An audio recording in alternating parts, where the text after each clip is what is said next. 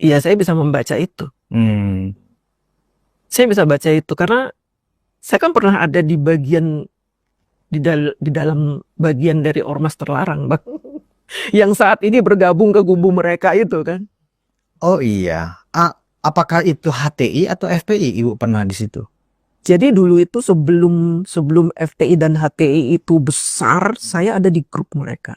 Dikibulin dan mengibuli kan gitu loh. Iya, makanya nih negara harus waspada menurut saya. Terhadap gerakan-gerakan kamuflase ini harus waspada. Apalagi di dalamnya ada mantan jenderal, ada GAM. GAM udah mulai muncul ini. TV Al-Waha. Hot Inspiration.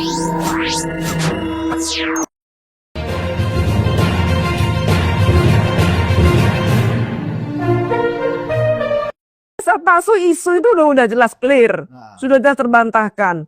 Mau isu apa lagi? Pak Jokowi korupsi OCCRP itu kan cuma gara-gara email, orang ngirim email. Saya juga bisa kirim email, misalkan Anies Baswedan koruptor, saya bikin aja email ribuan, saya kirim ke OCCRP, masuklah nama Anies Baswedan. Sama Pak Jokowi begitu. Sekarang apa yang membuat Pak Jokowi menjadi lemah? Nggak ada, Bang. Semuanya isu itu. Isu fitnah, tuduhan. Nggak ada yang benar. Kenapa mereka itu terus mengumbar isu? Mungkin karena ada penikmat isu hoax itu barangkali, Bu. Apakah kita bisa identifikasi bahwa isu itu mereka selalu produksi, hoax itu selalu mereka produksi karena memang masa di bawah, khususnya masa 16% dan 24% itu menikmati. Betul. Apa karena itu menikmati? Karena mereka ini orang-orang yang kalah. Kalau dari kubu 16%, mungkin mereka baru sekarang jadi pembenci. Jadi nggak terlalu inilah. Ini loh yang kalah berkali-kali ini loh, sampai 3 kali kalah ini loh. Yang awalnya dukung Pak Prabowo 2 kali, kemudian dukung Anies kalah. Nah ini dia ini. Mereka ini tidak rela jika Indonesia ini berada di tangan orang selain yang mereka dukung. Mereka udah kalah berkali-kali, mereka maunya apa? Negara kita hancur. Mereka inginnya apa? Bukan hanya Gibran, tapi Pak Prabowo. Inginnya pemerintahan ini diganti semua. Itu agenda mereka ya? Agenda mereka tahu dari mana? Iya, saya bisa membaca itu. Saya bisa baca itu karena saya kan pernah ada di bagian di dalam bagian dari ormas terlarang, Bang. Yang saat ini bergabung ke kubu mereka itu kan. Oh iya. Apakah itu HTI atau FPI Ibu pernah di situ? Jadi dulu itu sebelum FPI dan HTI itu besar, saya ada di grup mereka. Kenapa saya dimasukkan ke grup mereka? Karena saya adalah debater. Saya berangkat dari seorang debater tahun 2006. Saya pendebat agama dulu itu. Oh, dari debater itu ya, dari Ibu pendebat ya? Pendebat agama. Jadi saya mempelajari agama Nasrani, Al-Quran. Saya jadiin satu. Saya melawan mereka yang menghina Islam. Dulu begitu. Akhirnya nama saya terkenal, saya dimasukkan ke grup HTI dan FPI. Dan emang Ibu sempat menjadi anggota HTI waktu itu? Bukan anggota, jadi saya memang dimasukkan ke situ. Dulu kan belum besar, Bang. Tapi tidak ada semacam baiat? Nggak ada baiat. Oh, di HTI nggak ada baiat ya? Nggak tahu deh. Saya nggak tahu, karena saya belum pernah di baiat. Saya dimasukkan ke grup besar mereka. Jadi di grup itu tuh ada MUI. Oh, ada MUI. Ada MUI, ada HTI, ada FPI, semua gabung jadi satu. Saya salah satu di situ sebagai debater yang paling keren lah saat itu. Sekitar tahun berapa itu? Tahun 2006. 2006 ya? 2007. Oke, 2006 itu masih di eranya Pak SBY ya. Pak SBY. Yang pada saat itu memang Pak SBY sangat bersahabat dengan kubu yang membawa politik agama seperti itu ya kan.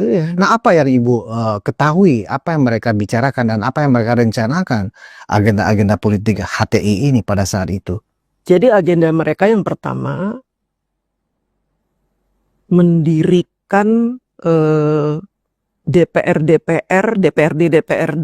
membuat syariah Islam. Jadi mereka ingin memasukkan syariat Islam ke semua wilayah yang ada di Indonesia itu.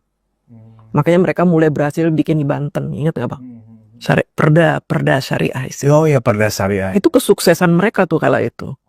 Kubu-kubu itu mereka bikin di Perda Banten. Kalau di Aceh kan mereka sudah aman lah, di Aceh memang ini kan, memang syariat Islam kan basicnya, maka disebut daerah istimewa.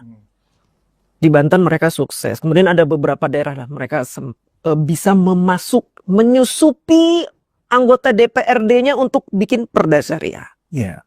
Mereka sukses.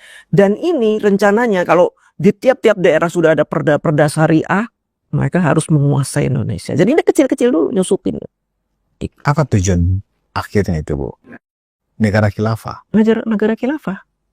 Itu nggak sekedar pepesan kosong, tuh bener Itu serius. benar, Bang, serius. Dan mereka ada yang mendanai dari asing. Ada yang mendanai dari London. Oh, kalau dari London kan kantor pusat HTI kan memang di situ, Wohil. Hizbut Tahrir kan memang kantor pusatnya di London. Nah itu dia. Dari situ mereka dibiayai. Kenapa HTI disuruh berfokus di Indonesia? Karena di Indonesia itu penduduk Islamnya terbanyak.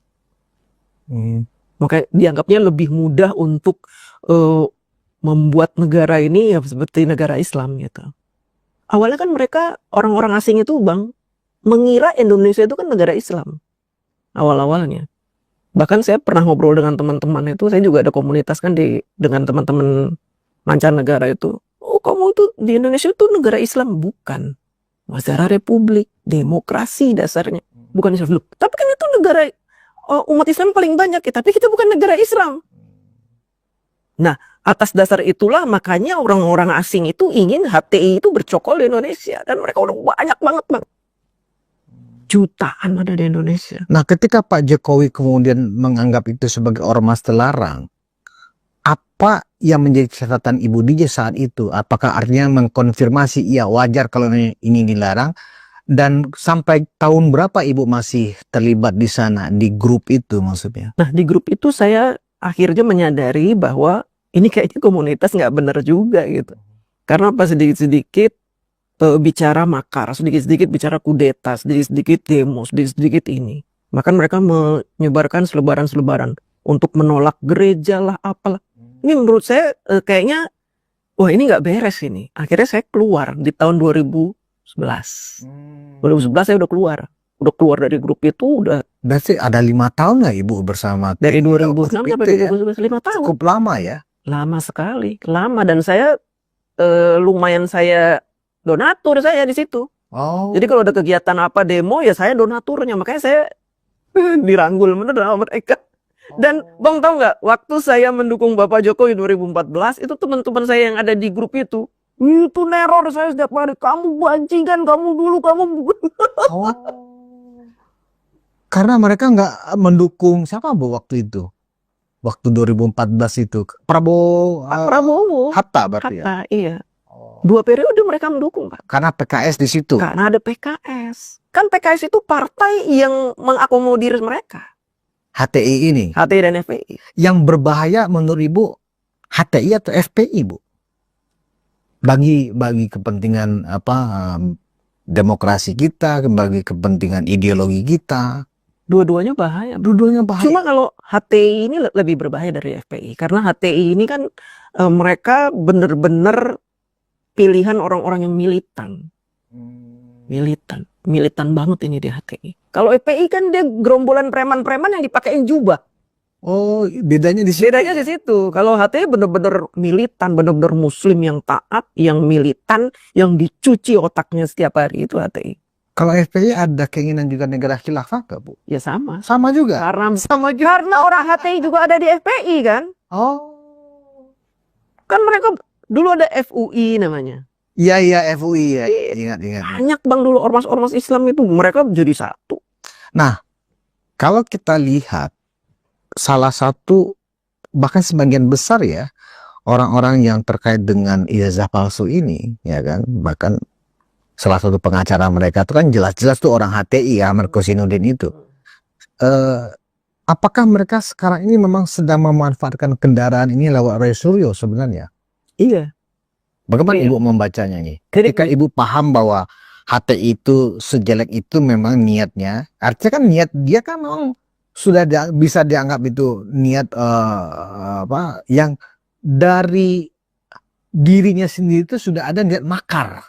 Iya kan? Iya. HTI itu kan begitu. Iya. Ingin merubah konstitusi, Betul. ingin merubah dasar negara Iya. menjadi negara Islam, kan begitu. Bahkan mengharamkan Pancasila. Ada semacam doktrin seperti Ada. itu, Bu ya? Bendera haram, Pancasila haram, UUD 45 haram. Oh. mengharamkan semuanya. Jadi kalau kalian masih hidup di negara yang masih berdasarkan Pancasila, benderanya merah putih, kalian murtad, haram kalian. Akhirnya berbondong-bondong orang mendukung EPHT untuk merubah itu semua supaya nggak masuk neraka gitu bang. Kan mereka doktrinnya nakut-nakutin neraka. Nah, kenapa Bu ya? Orang-orang kayak Pak Fahrul Razi, kayak Pak Sunarko, ya para purnawirawan itulah ya, kok sekarang bersimbiose dengan mereka? Apakah hanya karena mereka dulu pernah ada di kubu Anies Baswedan? Jadi punya sakit hati yang sama, punya kepentingan yang sama, ya, termasuk juga bahkan yang intelijen pun menjadi konyol begini kan sikapnya. Masa intelijen memberikan analisa terbuka ke publik, kan itu konyol, kan gitu loh. Iya. Gimana Bu? Jadi begini, para purnawirawan kenapa bergabung dengan EPIHTI? Karena menyangka bahwa EPIHTI itu masih banyak pasukannya. Oh, menyangka mengira ya. Mengira. Kan mereka butuh people power. Selama ini kalau mereka ngomong revolusi, people power, people power. Yang punya people power siapa mereka sekarang? FPIHT itu masih banyak. Walaupun sudah dibubarkan itu masih banyak bang. Oh iya. Masih banyak akar-akar. Bahkan mereka punya sekolahan, mereka punya universitas. Mereka udah mengakar kemana-mana itu. Makanya mereka berafiliasi dengan mereka. Oh itu. Itu membuat mereka merasa yakin. Karena mereka merasa punya masa. Betul. Dan abang tahu kan ada gerakan rakyat sekarang yang lagi ormas gerakan rakyat yang di dalamnya ada Anies Baswedan. Nah itu orang-orang itu. Oh iya kan katanya mau Armin mau lagi mendirikan ormas. Oh ternyata ormas itu. Ormas itu ya orang-orang itu. Berarti ormas itu sebenarnya adalah mantan HTI dan FPI yang ada di situ. Rata-rata. Berarti bisa dikatakan ormas yang akan didirikan Anies Baswedan ini adalah representasi dari ormas terlarang yang sudah dibubarkan Pak Jokowi. Betul. Apakah pemerintah akan mengizinkan seperti itu Bu? Walaupun mereka di atas kertas ya agar mendapatkan izin ya kan terdaftar dan seterusnya dari pemerintah dasar negara Pancasila. Padahal itu hanya teks saja, tapi jiwanya Ibu yakin? Yakin saya. Itu kan hanya kulit aja. Mereka bilang gerakan rakyat lah apa namanya kan. Karena apa? Selama ini kan apa Bu nama ormasnya Bu? Gerakan rakyat kalau nggak salah. Gerakan rakyat. Kan selama ini FPI yang dibubarkan, HTI dibubarkan, mereka pengen bikin lagi ormas baru dengan nama FPI yang tadinya Front Pembela Islam. Pembela Islam jadi Front Persaudaraan Islam, Persatuan Islam, tahu kan ditolak sama Kemkumham karena ketuanya kan masih si Rizik. Akhirnya mereka membuat sebuah ormas yang besar yang di dalamnya mungkin tidak ada Rizik, tidak ada ini, tapi tetap saja dengan visi misi sama seperti mereka ini. Nah, Ibu melihat ormas gerakan rakyat yang konon katanya akan dipimpin oleh Anies Baswedan ini adalah berarti Anies sadar bahwa dia sedang merepresentasikan bagian dari HTI. Apa bisa dibaca seperti itu? Saya bacanya begitu. Makanya berbahaya Anies Baswedan ini. Menurut saya bang. Berarti Anies punya pemahaman di kepalanya sebenarnya di dalam hatinya dia bersepakat dengan agenda-agenda dan tujuan-tujuan dari Hizbut Tahrir Indonesia itu yang sudah terlarang. Misalnya HTI kan akan akan mengharamkan Pancasila. Berarti sejatinya seorang Anies Baswedan bisa dikatakan sepakat dengan ide itu menurut Bu Diji. Ketika Anies Baswedan dicalonkan menjadi presiden, dia pun diam saja ketika disebut Imam Mahdi. Abang tahu nggak maksudnya penyebutan Imam Mahdi itu apa? Gimana Bu? Maksudnya gimana? Imam Mahdi, ketika seseorang disebut Imam Mahdi, itu kan artinya ada sebuah baiat. Siapa yang membaiat seseorang menjadi Imam Mahdi? Ya Hizbut Tahrir. Bendera hitam. Itu kalau lihat kisah-kisah Rasulullah, nubuatan Rasulullah, nanti akan muncul bendera-bendera hitam berbaiat menunjuk seseorang Imam Mahdi. Artinya apa? Dari sini saja gambaran ini saja kita udah tahu Anies Baswedan itu ke arah mana. Emang. Kenapa Anies Baswedan mau mengambil langkah-langkah politik yang sangat berbahaya itu Bu untuk keutuhan NKRI? Berarti Anies bisa dianggap orang yang berbahaya secara politik dan ideologi buat Republik ini. Tapi gini, Anies Baswedan ini lumayan cerdik. cerdik. Ketika orang menganggap dia itu bagian dari FPI dan HTI, dia mulai cerdik. Dia dekati pendeta-pendeta, dekati wihara-wihara, sampai dia pernah dibaptis menggunakan nama Yohanes. Dia cerdik. Ingin menyingkirkan tuduhan orang bahwa saya FPI HTI. Karena saya pun toleran dengan beberapa agama. Dia cerdik. Apa tujuan dia cerdik itu menurut Bu DJ? Sebenarnya Anies Baswedan ingin mengakomodir kekuatan yang ada di FPI dan HTI. Tapi dengan mengubah mindset rakyat Indonesia bahwa dia itu FPI dan HTI. Sehingga dia mengkamuflase itu semua dengan dia mendekati pendeta lah. Itu di gerakan rakyat tuh ada pendeta juga di situ. Oh, untuk mengkamuflase sebenarnya. Artinya orang-orang yang plural yang ada di gerakan rakyat ini seolah-olah ini bukan politik identitas, politik agama. Betul. Ini adalah rakyat. Ada segala agama di sini. Iya. Itu hanya strategi, taktik. Pada saatnya nanti kalau memang mereka menemukan jalan, mereka akan menyingkirkan itu. Menurut Bu DJ. Dari ibu kan perlu 5 tahun loh di sana. Mereka akan menyingkirkan itu. Akan menyingkirkan. Mereka akan melakukan apa saja demi menguasai Indonesia. Udah itu titik. menguasai Indonesia dengan dasar Islam. Betul. Melakukan apa saja. Mau itu kebohongan, mau itu fitnah, mereka akan melakukan itu. Yang penting bisa menguasai Indonesia. Bagaimana dengan orang-orang yang non-Islam yang diajak sekarang? Ketika itu sudah tercapai misalnya, apa yang akan mereka lakukan? Ya ini perlu dipertanyakan nih pendeta-pendeta yang masuk itu. Apakah dia memahami itu apa enggak?